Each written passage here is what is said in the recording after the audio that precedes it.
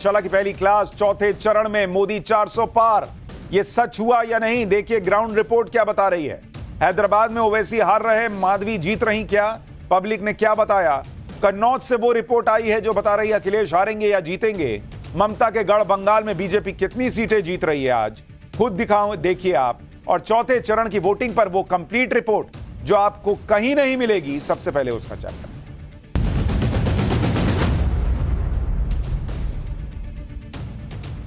लोकसभा चुनाव का आज बहुत क्रूशियल फेज था और हमने आपको पाठशाला में इसके बारे में बताया था, क्योंकि एक तरफ नरेंद्र मोदी 400 का टारगेट लेकर चल रहे हैं और जिस 400 के टारगेट के लिए चुनाव का चौथा चरण बहुत इंपॉर्टेंट था, उधर विपक्ष है जो किसी तरह से नरेंद्र मोदी की सीटें घटाने पर जोर लगाए हुए है।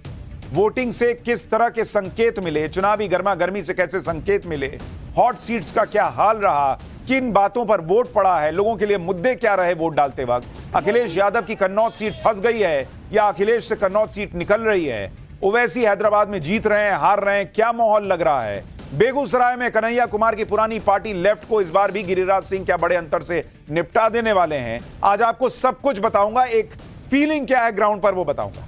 लेकिन आज की खास बात यह थी कि मौसम आज पहले के मुकाबले थोड़ा ठीक था, गर्मी उतनी नहीं थी, तो वोटिंग परसेंट में भी पहले से बेहतर रिजल्ट देखने को मिला है। एक खास बात और थी कि एक तरफ लोग वोट डाल रहे थे, दूसरी तरफ प्रधानमंत्री नरेंद्र मोदी के लिए सड़कों पर अलग ही लेवल का सेंटीमेंट भी दिख रहा था। वाराणसी में आज पीएम मोदी का जबरदस्त रोड शो हुआ है जिसमें भीड़ ही भीड़ थी। इसी तरह पटना में पीएम का रोड शो हुआ था, तो इतने लोग उन्हें देखने के लिए आ गए जो शायद ही किसी नेता को देखने के लिए आते हो। नरेंद्र मोदी के लिए ऐसा लगाव तब क्लियर कट दिख रहा है जब विपक्ष ये नैरेटिव बनाने में लगा हुआ है कि नरेंद्र मोदी तो जाने वाले हैं, मोदी तो गए हो, उनकी सीटें नहीं आ रही। लेकिन जब सड़कों पर ऐसा माहौल दिखता है तो विपक्ष के दावे हवा हवाई साबित होते हैं। पीएम मोदी के रोड शो की तस्वीरें, ग्राउंड रिपोर्ट, पूर्वांचल पर उसका असर, यह सब आगे दिखाऊंगा। उनके लिए कैसे लोग भावुक हो जा रहे हैं, कैसे नरेंद्र मोदी एक कल्ट फिगर बनते जा रहे हैं, यह आगे दिखाऊंगा। लेकिन पहले बात कर लेते हैं चौथे चरण की वोटिंग की, क्योंकि इसी से यह डिसाइड हो गया कि पीएम मोदी 400 के टारगेट के कितने पास पहुंचने वाले हैं या नहीं। सबसे पहले यह देख लीजिए कि आज 96 सीटों पर जो वोटिंग हुई है वो कहां हुई है, पहले उसको समझ लीजिए। आंध्र प्रदेश की 25 लोकसभा सीटों पर आज वोट पड़ गए।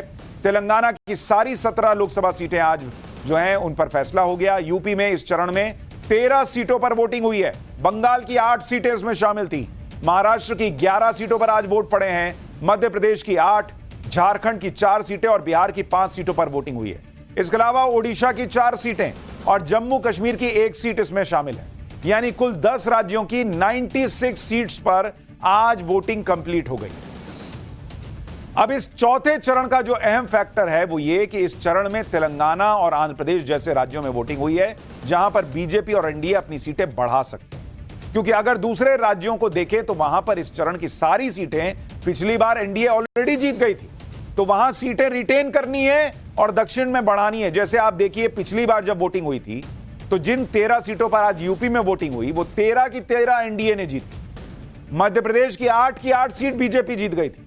बिहार की जिन 5 सीटों पर वोट पड़े हैं वो पिछली बार सारी बीजेपी के खाते में गई थी। ओडिशा की 4, ये भी सारी की सारी बीजेपी ने जीत ली थी।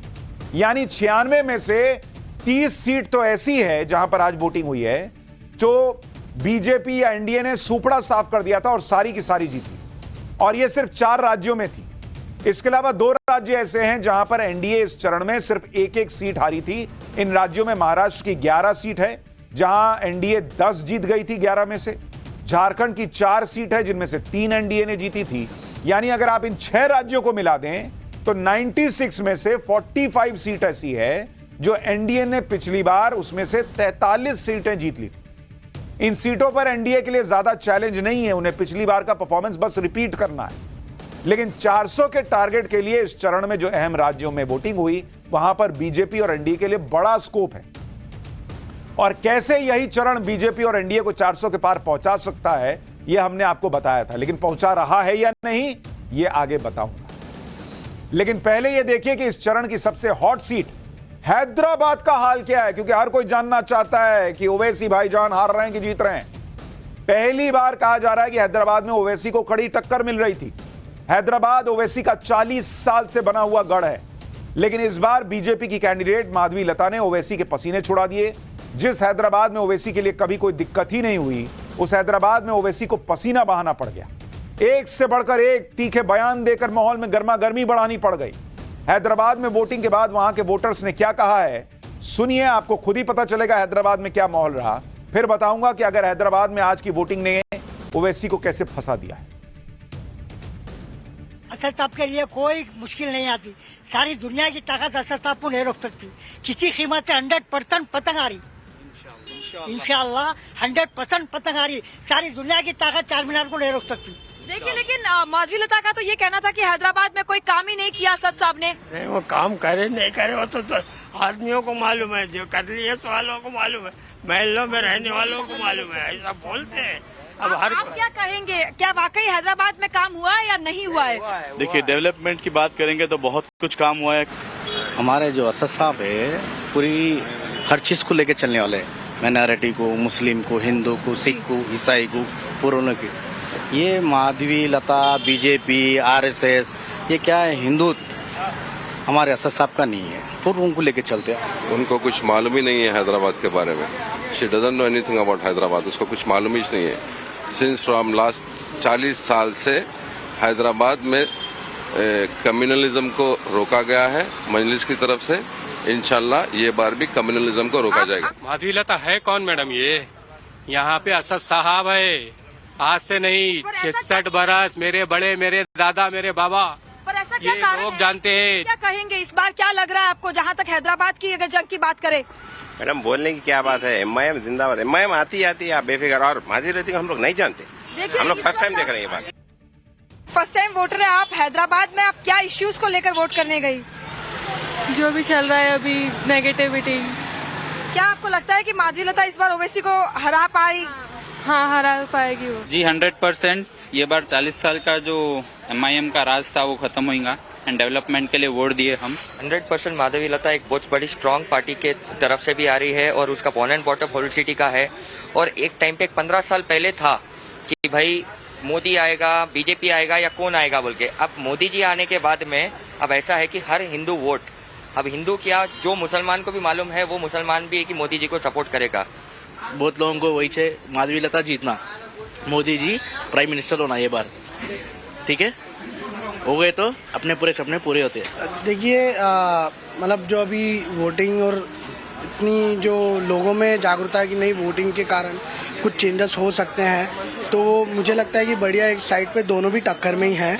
ये हैदराबाद में लता असदुद्दीन ओवैसी को टक्कर दे रही है, बराबर देंगी, नहीं देंगे नहीं, चांस तो है, चांस तो है। माधवी लता ओवैसी की पतंग को काट रही है। पूरी तरह 99% कोशिश हो रहा हो, 100% 99% कोशिश कर रहे हो लोग। लता को इस बार इतना पसंद क्यों कर रही है? क्योंकि वो है ही इतनी प्यारी और इतनी अच्छी, और मोदी जी के साथ है तो ऑब्वियसली उन्हीं को देंगे हम। तो क्या माधवी लता इस बार ओवैसी को हरा रही है? श्योर। जय श्री राम। यह है हैदराबाद की ग्राउंड रिपोर्ट। आप मुस्लिम बहुल इलाके में जाइए, ओवैसी साहब का नाम ले रहे हैं लोग। आप हिंदू बहुल इलाके में चले जाइए, लोग माधवी लता कर रहे हैं। यह हैदराबाद की ग्राउंड रिपोर्ट आपको दिखा रहा हूं, यानी कांटे की टक्कर हैदराबाद में देखने को मिलेगी। यह आज लोगों के सुन के लग रहा है। हैदराबाद में आज वोटिंग के दौरान विवाद भी हो गया। वोटिंग के दौरान माधवी लता बूथ पर जाकर मुस्लिम महिलाओं का बुर्का हटाकर चेक कर रही थी। माधवी लता कई बार आरोप लगा चुकी हैं कि हैदराबाद में बोगस वोटिंग होती है, जिसकी वजह से ओवैसी जीतते हैं। आज माधवी लता फर्जी वोटिंग रोकने के लिए मुस्लिम महिलाओं का बुर्का उठवाकर वोटर कार्ड से चेहरा मैच करा रही। इसका एआईएमआईएम ने जमकर विरोध किया। माधवी लता के खिलाफ एफआईआर दर्ज हो गई है। देखिए एक बार कैसे माधवी लता खुद चेकिंग कर रही।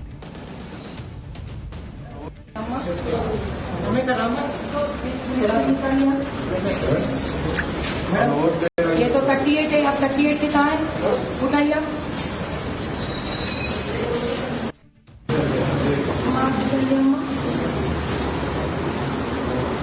कौन है? आपका दूसरा आधार कार्ड है आपका? हाँ, ये चल रहा है। पहले तो मैं इससे कितने साल पहले बना था? మీకు 38 ఇంటి, ఆమెకు 44 ఇంటి వయసు. हैदराबाद में बीजेपी ने भी आरोप लगाया कि एआईएमआईएम के समर्थक वोटर्स को धमका रहे हैं। बीजेपी विधायक टी राजा ने एक वीडियो जारी करके एआईएमआईएम पर आरोप लगाया। वीडियो में दिख रहा है कि कुछ लोग घरों के दरवाजे खटखटा रहे हैं और लोगों को वोट करने के लिए कह रहे हैं। टी राजा ने इसी वीडियो पर कहा कि एआईएमआईएम के समर्थकों के इस तरह से दरवाजा पीटने से वोटर प्रभावित हो रहे हैं। एक तरह से मतदाताओं को धमकाया जा रहा है कि किसे वोट करना है। हैदराबाद के वोटर्स को आपने सुना, वहां पर कांटे की टक्कर दिख रही है और ओवैसी के लिए इस बार आसान राह नहीं है कि वो हंसते खेलते हैदराबाद से चुनाव जीत जाएं जैसे हर बार होता था, क्योंकि हैदराबाद में वोटिंग के बाद ये बात भी ध्यान रखनी होगी कि हैदराबाद जिले से 5,41,000 बोगस और डुप्लीकेट वोटर्स हटा दिए गए। 5 साल में ओवैसी की पार्टी का वोट शेयर करीब 16% गिर चुका है। 2019 में एआईएमआईएम को हैदराबाद में 59% वोट मिले थे, जबकि 2022 के विधानसभा चुनाव में ये 43% रह गया। इस बार ओवैसी के सामने कांग्रेस, बीएसपी, बीआरएस के कैंडिडेट भी थे। 2019 में कांग्रेस और बीआरएस को करीब 13% वोट गया था। इस बार बीएसपी और बीआरएस में गठबंधन है। हैदराबाद से बीएसपी ने कैंडिडेट उतारा है। 2014 और 2019 में कांग्रेस को हैदराबाद में करीब 50,000 वोट मिले थे। अब 5.5 लाख वोटर हट गए तो 50,000 भी बड़ा नंबर हो गया है। यानी हैदराबाद में ओवैसी के साथ कुछ भी हो सकता है, बाजी पलट भी सकती है या फिर जीत भी मिल सकती है। इसलिए हैदराबाद की सीट पर 4 जून को सबकी नजर होगी और रिजल्ट के बारे में सोच सोचकर ओवैसी का बीपी 4 जून तक तो थोड़ा हाई रहने वाला है। खैर, वैसे इस चरण की वोटिंग के बाद बहुतों का बीपी हाई हो जाएगा, क्योंकि इस चरण में ऐसे कई राज्य थे जहां की वोटिंग नरेंद्र मोदी को 400 के टारगेट के पार पहुंचा सकती। इसका कैलकुलेशन भी आपको बताता हूं और उसके बाद बताऊंगा कि कन्नौज से क्या रिपोर्ट आई है। लेकिन बड़ा दिलचस्प कैलकुलेशन है कि चौथे चरण के बाद अगर जो दावे हैं वो सही हुए तो नरेंद्र मोदी कहां जा सकते हैं, एनडीए कहां जा सकता है। जैसे अगर मैं आपको दिखाऊं, जरा इस तस्वीर को देखिए, कैलकुलेशन समझिए, गणित क्या कहता है। अमित शाह के दावे के हिसाब से अगर बात करूं तो अगर आप देखेंगे पिछली बार, इसके अलावा अगर आप देखेंगे जो टारगेट रखा गया है कि टारगेट क्या रहने वाला है, जो बीजेपी या अमित शाह दावा कर रहे हैं, और उसके बाद गेन कितना है। अगर इसको आप देखेंगे तो आपको राज्यवार दिखाता हूं। जैसे अगर आप देखेंगे तेलंगाना में 17 सीट पर वोट पड़े, ठीक है। इसमें पिछली बार बीजेपी को कितने वोट आए थे या एनडीए को कितने वोट आए थे? 4, माफ कीजिएगा, कितनी सीट आई थी? 4 सीट आई थी। इस बार अमित शाह ने टारगेट क्या रखा है कि हम 17 में से 12 से 15 सीट जो है वो जीत जाएंगे। यह अमित शाह ने टारगेट रखा है। यानी अगर वो ऐसा कर पाते हैं तो 8 से 11 सीट का गेन हो जाएगा बीजेपी और एनडीए के लिए। यह तेलंगाना की बात बता रहा हूं। इसी तरह से अगर आप आंध्र को देखेंगे, आंध्र प्रदेश, यहां पर यहां पर कुल सीट कितनी है? 25 सीट जिसके लिए वोटिंग हुई है, 25 सीट।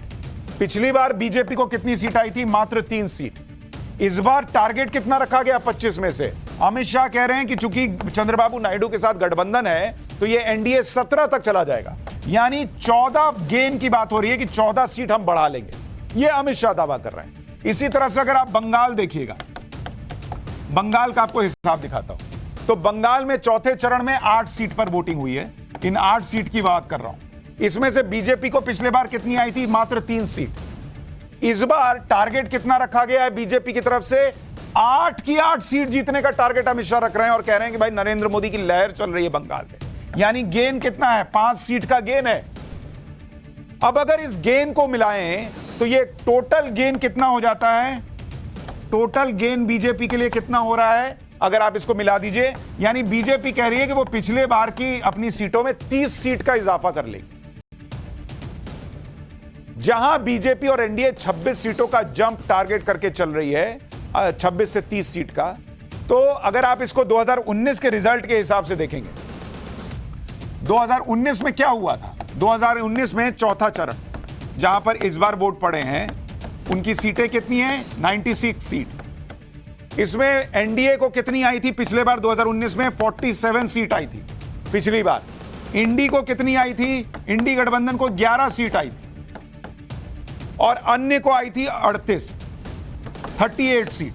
अब जरा कैलकुलेशन देखिए कि इस चौथे फेज में जो बीजेपी ये मान के चल रही है कि वो 30 सीट का गेन करेगी, तो इस 30 सीट के गेन को अगर आप इसमें जोड़ दें पिछले बार के मुकाबले, तो 2024 में क्या हो सकता है भाई? पिछले बार आप 47 थे, बीजेपी कह रही है कि हम इसमें गेन कर लेंगे, तो ये 30 + 47 = 77 सीट कितने में? 2024 में बीजेपी 96 में से 77 सीट एनडीए के लिए देख कर चल रही है।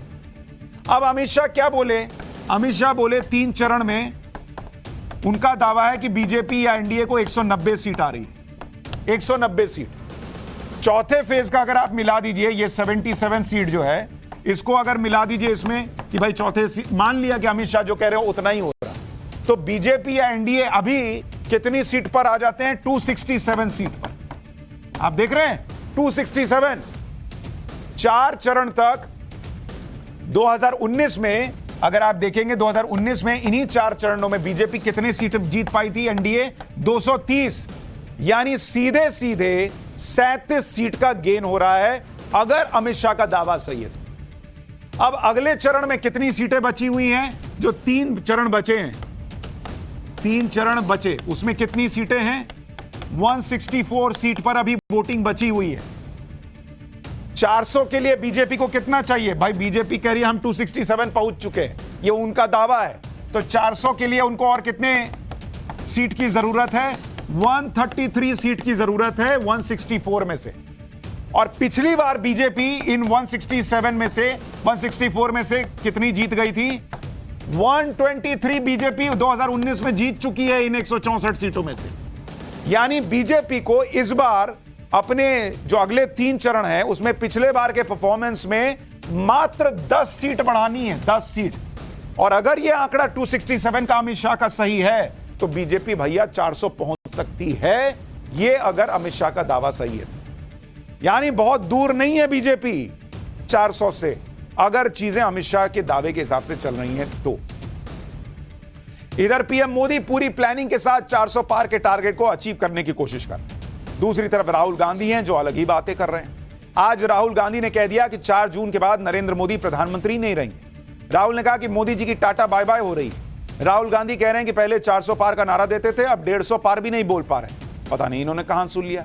सुनिए राहुल गांधी को, फिर बताऊंगा कि कन्नौज में अखिलेश यादव क्या फंस गए हैं। ग्राउंड रिपोर्ट कन्नौज की दिखाऊंगा, पहले राहुल गांधी को सुनिए। बाय बाय हो रही है उसकी, अब goodbye, thank you, bye bye tata. पहले कह रहे थे 400 पार, 400 पार, 400 पार, अब 150 पार नहीं बोल रहे। भाई और बहनों लिख लो, आप सारे के सारे लिख लो, जून 4 के बाद नरेंद्र मोदी हिंदुस्तान के प्रधानमंत्री नहीं होंगे। इनका फोकस सिर्फ ये है कि नरेंद्र मोदी प्रधानमंत्री नहीं होंगे। जून 4 के बाद इनकी तरफ से कौन होगा ये तो बता ही नहीं रहे। हालांकि राहुल गांधी दावे तो बड़े बड़े कर रहे हैं, लेकिन खुद उनकी और उनके दोस्तों की सीट फंसी हुई। आज कन्नौज में भी वोटिंग हुई जहां से अखिलेश यादव चुनाव लड़ रहे हैं। इस बार कन्नौज में वोटिंग के दिन खूब बवाल, खूब हंगामा हुआ है, एक दूसरे पर खूब आरोप लगे हैं, बहुत बहसबाजी भी हुई है। इसी बीच अखिलेश यादव खुद कन्नौज पहुंच गए और जगह जगह जाकर खुद मोर्चा संभाला। समाजवादी पार्टी ने कन्नौज में वोटिंग के दौरान बीजेपी पर गड़बड़ी करने का आरोप भी लगा दिया। हालांकि जांच के बाद हर बार की तरह प्रशासन ने समाजवादी पार्टी के आरोपों को खारिज कर दिया। कन्नौज में दोनों तरफ से लग रहे आरोपों के बीच वोटिंग के दौरान कन्नौज में कई जगहों पर बवाल भी देखने को मिला।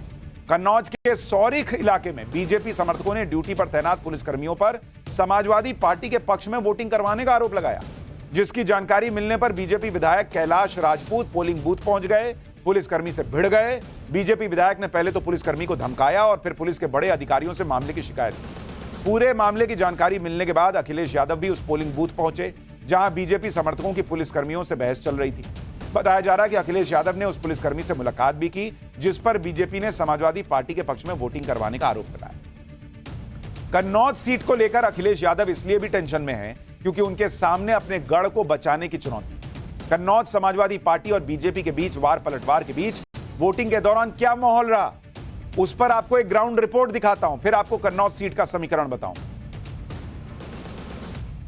मेरा वोट राष्ट्र निर्माण के लिए होगा कि कन्नौज में शांति व्यवस्था बनी रहे और जो गुंडागर्दी है ये सब ना हो। तो अखिलेश भैया का है भारी। सुब्रता को आज सभी लोग जानते हैं क्या क्या किया है, पर क्या करे, मोदी जी की है ना बात, तो इसलिए मोदी जी की। किन मुद्दों पर कन्नौज की जनता वोट कर रही है? विकास के बारे में। नेता सभी अच्छे लग रहे हैं। और मुद्दा कौन सा है? मुद्दा क्या सोच के वोट किया, क्या चाहते हो आप? बस ये भविष्य बच्चों को चाह रहे, बच्चों को भविष्य बनाए और आगे कार्रवाई बढ़िया हो, अच्छी से सुरक्षा हो। विकास होना चाहिए और क्या, कोई भी आए विकास हो। सिर्फ उन्हीं को देख के काम कर रहे, क्योंकि कहीं ना कहीं हमारे प्राइम मिनिस्टर ने बहुत अच्छा काम किया है। वो चीज़ उनके लिए मैं कभी नहीं कहूँगा कि उन्होंने कुछ भी ऐसा करा, बहुत अच्छा करा, चीज़ अच्छी करी। बस कहीं ना कहीं कमी रही है कि एक यूथ को जो रोजगार चाहिए, बस वो चीज़ कमी रही बस। सबसे पहली प्राथमिकता हमारी है शांति व्यवस्था और कानून की है, जो कि मोदी जी के शासन में और योगी जी के शासन में उन सर्वोपरि रही है। तो कन्नौज में तो भैया लोग कैमरे पर विकास विकास कर रहे हैं। कन्नौज में अखिलेश यादव ने पूरी ताकत हालांकि झोंक दी है, यहां तक कि पूरा सैफई परिवार कन्नौज में प्रचार कर रहा था। कन्नौज का समीकरण भी देख लीजिए, 1998 के बाद से समाजवादी पार्टी कन्नौज सीट पर लगातार जीतती रही है। 2019 में बीजेपी के सुब्रत पाठक ने समाजवादी पार्टी के इस किले में सेंध लगा दी। 19 में बीएसपी के साथ गठबंधन के बावजूद समाजवादी पार्टी की कैंडिडेट डिंपल यादव कन्नौज से चुनाव हार गईं। पिछले चुनाव में कन्नौज सीट पर सुब्रत पाठक ने 12,000 के वोट से डिंपल यादव को हरा दिया था। कन्नौज के जातिगत समीकरण ऐसे रहे हैं कि कहा जाता है कि जिसने कन्नौज में छोटी जातियों को साध लिया वो जीत जाता है। देखिए कन्नौज के मतदाताओं का हिसाब किताब।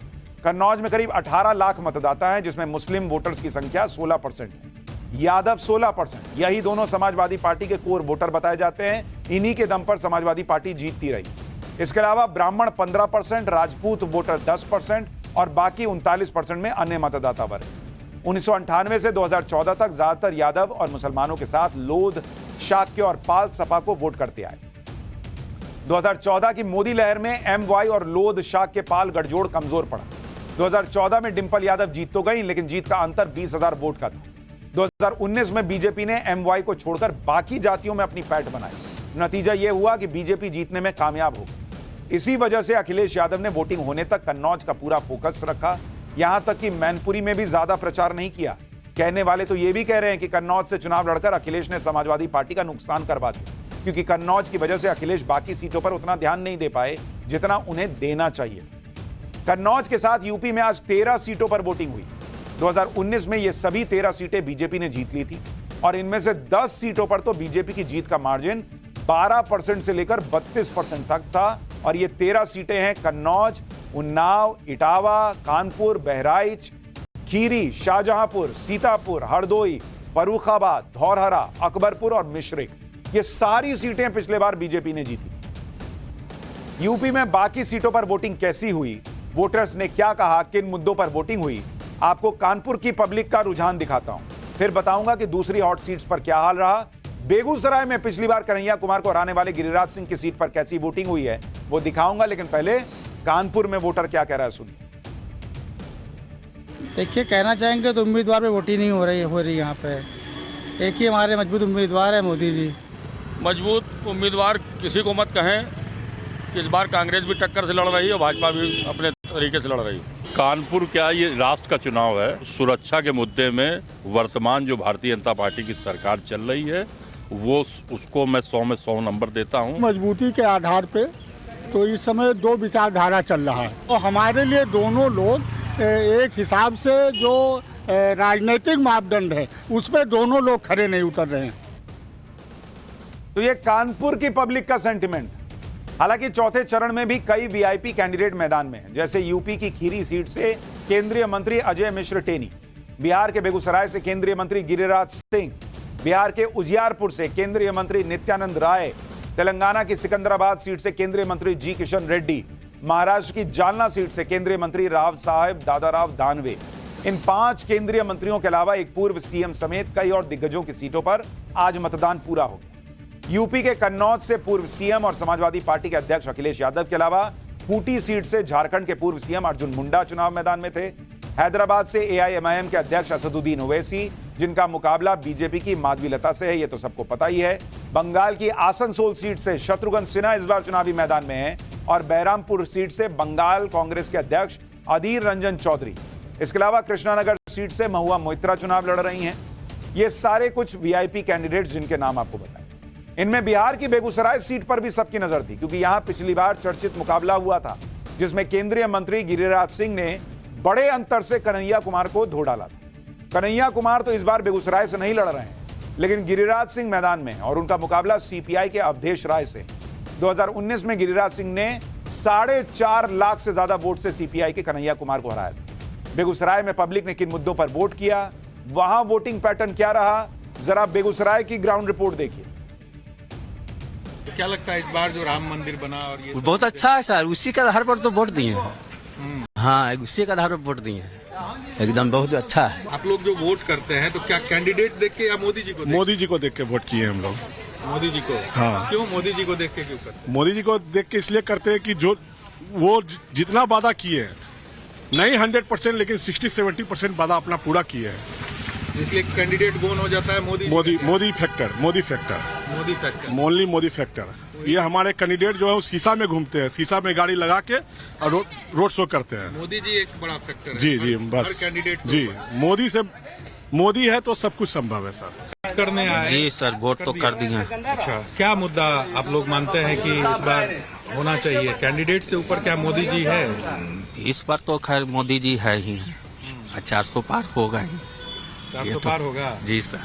क्यों इतना मोदी जी को आप लोग पसंद कर रहे हैं? कैंडिडेट को भी नहीं पूछते हैं, सीधे मोदी जी के नाम पे? ये तो बात है कि कैंडिडेट हम नीचे नहीं देख रहे हैं, क्या है ऊपर देख रहे हैं कि हमारा मोदी जी आना चाहिए। अच्छा, क्या ऐसी क्या वजह है? ऐसी क्या है, जितना पहले ताकत में नहीं थे, अभी मोदी जी आए तो पूरा ताकत से खड़ा है सब जगह, चाहे वो सेना में हो, चाहे युद्ध में हो, चाहे इंडिया पाकिस्तान हो, चाहे कुछ हो। सिर्फ मोदी जी का चेहरा है, कैंडिडेट का कोई गारंटी नहीं, सिर्फ मोदी का गारंटी है। अच्छा, मोदी हो रखा है बेगूसराय में भैया, तो ये पब्लिक कह रही है, वो आपको सुना रहे हैं, लेकिन अब वहां क्या रिजल्ट होगा ये तो 4 तारीख को पता चलेगा। लोग कह रहे हैं कैंडिडेट से मतलब ही नहीं है, हम ऊपर देख रहे हैं कि मोदी जी को लाना है, ऊपर बैठाना। इस चरण की एक और हॉट सीट है महाराष्ट्र की औरंगाबाद वो सीट है जहां ओवैसी की पार्टी का सांसद है। हैदराबाद के अलावा औरंगाबाद ही वो इकलौती सीट है जहां AIMIM जीती थी। इस बार शिवसेना में फूट की वजह से औरंगाबाद में मुकाबला दिलचस्प हो गया। औरंगाबाद में इस बार ट्रायंगुलर फाइट है। AIMIM से इम्तियाज जलील, शिवसेना शिंदे से संदीपन राव भूमरे और शिवसेना उद्धव से चंद्रकांत खैरे। 2019 में इम्तियाज जलील ने चंद्रकांत खैरे को 4492 वोट से हरा दिया। लेकिन इस बार माहौल अलग है, क्योंकि असली शिवसेना तो एकनाथ शिंदे के पास चली गई है। पार्टी का चुनाव चिन्ह धनुष बाण भी शिंदे गुट के पास है। दूसरी तरफ उद्धव गुट के कैंडिडेट चंद्रकांत खैरे, जो भी कट्टर शिव सैनिक थे, वो अब मुस्लिम बस्तियों में भी जाकर वोट मांग रहे हैं, क्योंकि औरंगाबाद में करीब 22% मुस्लिम निर्णायक भूमिका में है। लेकिन औरंगाबाद के मुस्लिम मतदाता क्या सोचते हैं, आपको दिखाता हूं। औरंगाबाद से ये ग्राउंड रिपोर्ट देखिए और समझिए कि औरंगाबाद में हवा का रुख क्या है। वोट डालते हैं तो लोकल नेता को देख के वोट डालते हैं या किसी दिल्ली के बड़े नेता को देख के वोट डालते हैं? देखिए, दिल्ली के बड़े नेता को देख के डालना चाहिए, वो ठीक रहता है, क्योंकि जो सरकार ऐसी हो कि भाई सबको लेके चलने वाली सरकार हो, हम उसको देख के डालते हैं। जो विकास करेंगे, जो काम करेंगे वही आगे बढ़ेंगे। नहीं, धर्म से कोई मुद्दा नहीं, जो काम करता है उसके लिए वोट करना चाहिए। हमारा मुद्दा है देश एकता होना, बस जात पात का सवाल है। भारत बड़ी मुसीबत से ऊपर लाया हुआ है। हमारे शहर की यानी औरंगाबाद की तरक्की होना, जो भी तरक्की है, युवाओं को नौकरी होना और जो भी डेवलपमेंट है, इंडस्ट्री एरिया है। वोट जो है किन मुद्दों को देख के डालते हैं? लोकल नेता को देख के डालते हैं या दिल्ली के किसी बड़े नेताओं को? दिल्ली के बड़े नेताओं को देख के डालते हैं। महाराष्ट्र के अलावा बंगाल में भी आज चौथे चरण में वोटिंग थी। बंगाल में आज 8 सीटों पर वोट पड़े। जैसा बंगाल में अक्सर दिखता है, इस चरण में भी कई जगहों पर बवाल हुआ। दुर्गापुर में पोलिंग बूथ पर पहुंचे बीजेपी नेता दिलीप घोष का वहां मौजूद टीएमसी के कार्यकर्ताओं ने विरोध कर दिया। इसके बाद दिलीप घोष की टीएमसी समर्थकों के साथ तीखी बहस हुई। हालात धक्का मुक्की तक पहुंचते देख सुरक्षा कर्मियों को दखल देना पड़ा। आरोप है कि दिलीप घोष का विरोध कर रहे टीएमसी कार्यकर्ताओं ने उनके काफिले में शामिल गाड़ियों पर पथराव भी किया। पथराव में सुरक्षा बल के एक जवान को गंभीर चोट भी आई। दुर्गापुर में हुए बवाल पर हमारी सहयोगी की ये रिपोर्ट देखिए।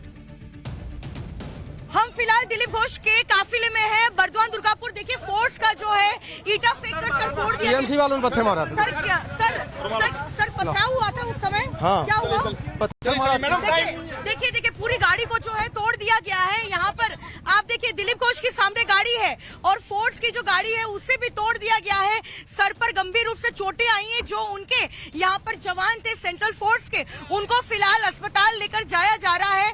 और यहाँ हम तस्वीरों में दिखा दे किस तरह से एक पोलिंग स्टेशन पर पहुंचे थे दिलीप घोष और तभी उनके काफिले पर जो है इस तरह से पथराव होता है। और चौथे चरण में अगर मतदान प्रतिशत की बात करें तो अभी तक जो बड़ी खबर आ रही है, चौथे चरण में 63.12% वोटिंग की खबर आ रही है। बंगाल में सबसे ज्यादा 76% मतदान हुआ है। मध्य प्रदेश में करीब 70% मतदान, जो कि मध्य प्रदेश के पिछले चरणों से बहुत बड़ी उछाल देखने को मिल रही है।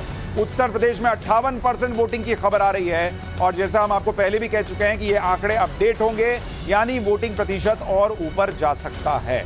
लेकिन इस बार के चौथे चरण के चुनाव में क्या रहा नहीं रहा उसकी खबर तो आपको दिखाई। बंगाल में बवाल हुआ ये भी दिखाया।